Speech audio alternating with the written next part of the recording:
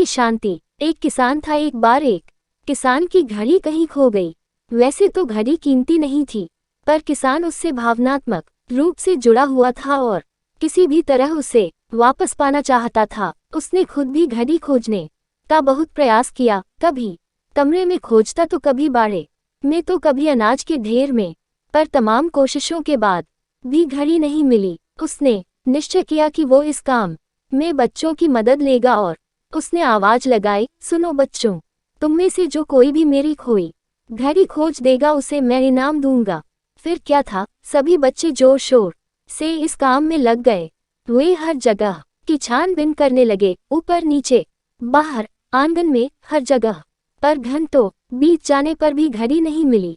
अब लगभग सभी बच्चे हार मान चुके थे और किसान को भी यही लगा कि घड़ी नहीं मिलेगी। तभी एक लड़का उसके पास आया और बोला, काका मुझे एक मौका और दीजिए, पर इस बार मैं ये काम अकेले ही करना चाहूंगा। किसान का क्या जा रहा था, उसे तो घड़ी चाहिए थी। उसने तुरंत हाँ कर दी। लड़का एक एक कर के घर के कमरों में जाने लगा और जब वह किसान के शयन कक्ष से निकला तो घड़ी उसके हाथ में थी।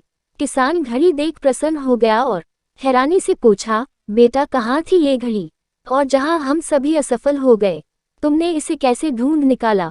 लड़का बोला, काका मैंने कुछ नहीं किया, बस मैं कमरे में गया और चुपचाप बैठ गया और घड़ी की आवाज पर ध्यान केंद्रित करने लगा। कमरे में शांति होने के कारण मुझे घड़ी की टिक टिक सुनाई दे गई, जिससे मैंने उसकी दिशा का अंदाजा लगा लिया और अलमारी के पीछे गिरी ये घड़ी खोज निकाली।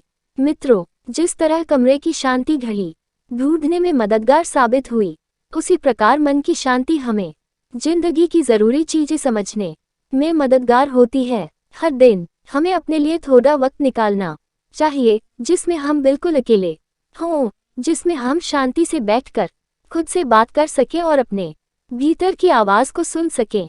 तभी हम जिंदगी को और अच्छे ढंग से जी पाएंगे।